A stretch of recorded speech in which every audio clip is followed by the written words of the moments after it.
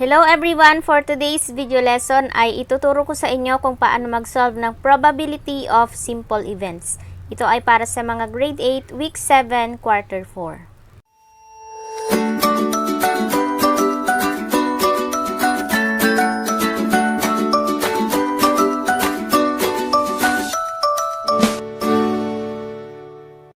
Hello everyone! Welcome back to my YouTube channel. Kung bago ka pa lang sa channel ko, gumagawa ako ng mga Tagalog tutorial videos mula grade 7 hanggang grade 11. Kung interesado ka, please like, subscribe, at i-click mo na rin ang notification bell para ma-notify ka kapag may bago akong upload na video.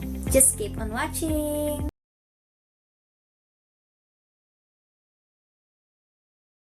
Hello there, grade 8! Malapit na nga tayong matapos sa inyong learner's packet. Isang module na lang matatapos na ninyo ang inyong mga modules. So, maraming salamat sa inyong patuloy na panonood sa channel na ito. Bago natin simulan ang inyong mga learning tasks, let us define first what is the probability of simple events. The probability of an event or P of event is a number from 0 to 1, which tells how likely an event is to happen. The more likely an event is to occur, the higher its probability. The less likely an event is to occur, the lower its probability. Take note, the probability of any events is a number, either a fraction, a decimal, or a percent from 0 to 1. For example, kapag fraction, for example, 1/2, sa decimal naman ay 0.5, or percent, that is 50%, yun yung probability of any events from 0 to 1. The sum of the probabilities of all outcomes in the sample space is 1. If an event will never happen, then the probability is 0. O kaya naman ito yung tinatawag na impossible to happen na naituro ko na sa naunang video. Kapag 25% naman unlikely, kapag 50% even chance, kapag 75% naman ay likely, and kapag 100% ay certain. So, if an event is sure to happen, then the probability is 1.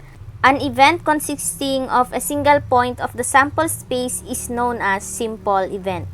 To solve the probability of a simple event, we need to get the ratio of favorable outcomes to the total number of possible outcomes, or known as the sample space. It is shown by the formula. Ito yung ginagamit na formula sa pagkuha ng probability of simple event.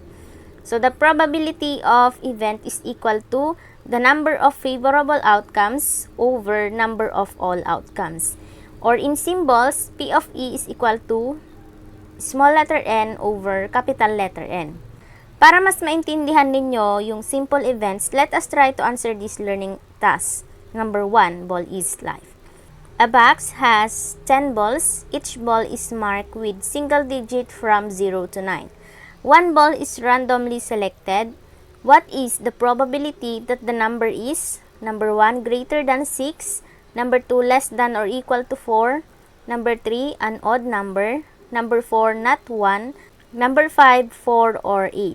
Para malaman natin yung probability of event, kailangan muna nating ilista yung mga sample space dito sa given.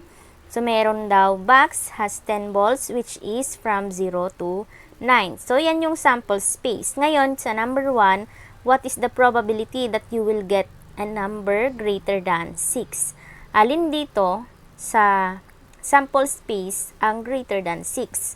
Diba yung 7, 8, tsaka 9. So, ilan yon? 3. Ibig sabihin, the probability of getting number greater than 6 is equal to 3 over 10. Bakit 10? Kasi ito yung number of all possible outcomes. Kasi 10 ito, tapos ang greater than 6 lang dito ay 3, yung 7, 8, 9, kaya 3 over 10. Then, number 2, less than or equal to 4. Alin naman dito ang mga less than or equal to 4? That is 4 kasi or equal to 4. So, 4, 3, 2, 1, 0. Ilan yon? That is 5 over the number of all outcomes. So, that is 5 over 10. Reduce to lowest term, divide it by 5, that would be equal to 1/2. So, the probability of getting a number less than or equal to 4 is equal to 1/2, or kapag susulat naman natin siya sa decimal, that would be equal to 0.5. or kapag percent naman, that is 50%. Then number 3, what is the probability of getting an odd number? Ilan ba ang odd number dito? So, meron tayong 1, 2, 3, 4, 5. 5 din. So, 5/10 or 1/2. Then, number 4, what is the probability of getting number not 1? Alin dito ang hindi 1? Siyempre, yung 0, tapos yung 2, 3, 4, 5, 6, 7, 8, 9. At ilan yon? Merong 9/10. Since hindi natin pwedeng i-reduce to lowest term, then this is now the final answer, 9/10. Tingnan nyo na lang dyan kung ano yung given. Ganito ang gawin ninyo ha. Then number 5, 4 or 8. So, pagsasamahin natin, yung 4 daw at saka yung 8, so that is 2.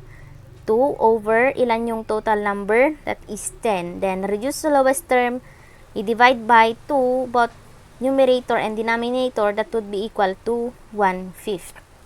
Okay? So, ganun lang ang pagsagot ng probability of simple event. Next, dito naman sa learning task number 2, there are 4 rambutan, 5 oranges, 1 pineapple, and 2 bananas in a basket. Suppose you select one fruit at random ito, find each probability. Bilangin muna natin kung ilan lahat. So, 4 plus 5 is equal to 9, plus 1 is 10, plus 2 equals 12. So, meron tayong 12 na number of all outcomes. Tingnan nyo na lang kung ano yung given dyan kasi pinalitan ko yung mga given dito. The probability of selecting bananas, that is 2. Kasi 2 yung bananas dito over 12. Kasi 12 yung number of all outcomes. Then, reduce to lowest term, that would be equal to 1/6. Ganun lang naman siya. Then, number 2, ilan naman ang rambutan? Merong 4. Then, over 12. 4/12 or 1/3. Number 3, what is the probability of selecting rambutan or banana? So, pagsasamahin natin yung rambutan, 4 plus yung banana, that is 2, that is 6. 6/12 or 1/2. Then, number 4, what is the probability that you will select not pineapple? Alin dyan ang not pineapple? Yung rambutan, yung oranges, at saka yung bananas. So, ilan yon? 4 plus 5 plus 2 equals 11/12. Then, number 5, what is the probability that you will select not apple? Alin dyan ang hindi apple? Lahat yan. Ibig sabihin, 12/12 or 1. Ganun lang siya kasimple. Now, let us proceed sa assimilation problem. Find the probability of the following events. If a letter is chosen at random from the word probability, find the probability that the letter chosen is A. Vowel, B. A consonant. Bilangin muna natin kung ilang letters to. So, meron tayong 2, 4, 6, 8, 10, 11 na number of all outcomes. At ilan naman ang vowel dito? So, merong O, A, I, tsaka I. So, merong 4 na vowel. Choosing a vowel letter, that is equal to 4/11. Ano naman yung probability of choosing a consonant? So, ilan yung consonant dito? So, 1, 2, 3, 4, 5, 6, 7. Merong 7. Then, the probability of getting a consonant is 7/11. Number 2, a frontliner will be chosen from a certain group. There are 5 nurses and 9 doctors in that group. What is the probability that the chosen frontliner, chosen to, is a doctor? So, ilan ba sila? Merong 5 plus 9 is equal to 14. And then, the probability of getting a doctor, so 9 doctors yon, kaya 9/14. Hindi naman natin pwedeng i-reduce to lowest term, meaning to say that is the final answer. Then, number 3, a card is drawn in a standard deck of cards. Find the probability that the card drawn is a king. Diba sa standard deck of cards, meron tayong 52 deck of cards. 13 sa diamond, 13 sa heart, 13 sa spade, 13 sa clover. So, merong king of spade, king of heart, king of diamond, king of clover. So, there are 4/52. 52. Or reduce to lowest term, divide it by 4, that would be equal to 1 over 13. Then number 4, grade 8 math teacher of San Pablo City Integrated High School picks a student at random in his class. If there are 18 males and 22 females in the class, what is the probability that a female student will be picked? Ang n natin dito is 22. So, 22 over ilan lahat sila? 18 plus 22, that is 40. Or, reduce to lowest term, divide it by 2, that would be equal to 11 over 20. Okay? So, tingnan nyo na lang kung ilan yung given dyan sa module ninyo. Lastly, dito naman sa assessment problem, number 1, pinalitan ko yung mga given dito ha. What is the probability of getting the number 4 when a fair die is thrown? Ano ba yung sample space sa die? Merong 1, 2, 3, 4, 5, 6. So, what is the probability daw that you will get a number 4? Isa lang naman yung 4 dito. Ibig sabihin, that is 1 over 6, letter B. Number 2, when a fair die is thrown, what is the probability of getting an odd number? Ilan ang odd number sa 1, 2, 3, 4, 5, 6? Tatlo. 3 over 6 or reduce to lowest term divided by 3 magiging 1/2. So that the final answer is letter C. Then number 3, in a standard deck of cards, what is the probability of getting a jack card? Merong jack of heart, jack of diamond, jack of spade, jack of clover. So 4 yun. Over ilan yon? That is 52. Then reduce to lowest term, that would be equal to 1 over 13. Then number 4, find the probability that the letter is consonant if a letter is to be selected from the word Filipino. So ilan yung letter na Filipino? 8 yan. Tapos consonant yung kukunin natin. Ano ba yung mga consonant? Yung F, isa yon. L, 2. P, 3. N, 4, meaning to say 4 over 8 or reduce to lowest term, that would be equal to 1/2. Gets?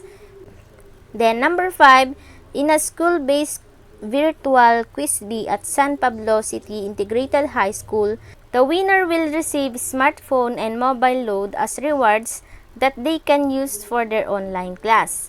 If there are 198 grade 7 students, 200 grade 8 students, 212 grade 9 students, and 190 grade 10 students in the school, what is the probability that the winner will be a grade 8 student?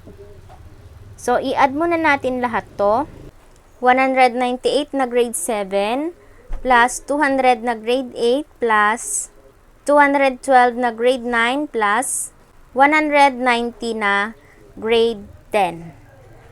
Tapos, ilan ang grade 8 doon? That is 200 over 800 reduced to lowest term, that would be equal to 1 over 4. Meaning, the final answer is letter B. So, yun lamang. Sana nakatulong ito sa inyong pagsagot sa inyong mga modules. At pakishare nyo na rin sa mga classmates ninyo para malaman nila. Once again, stay home, stay safe, stay healthy at mag-aral ng mabuti. God bless you all and goodbye!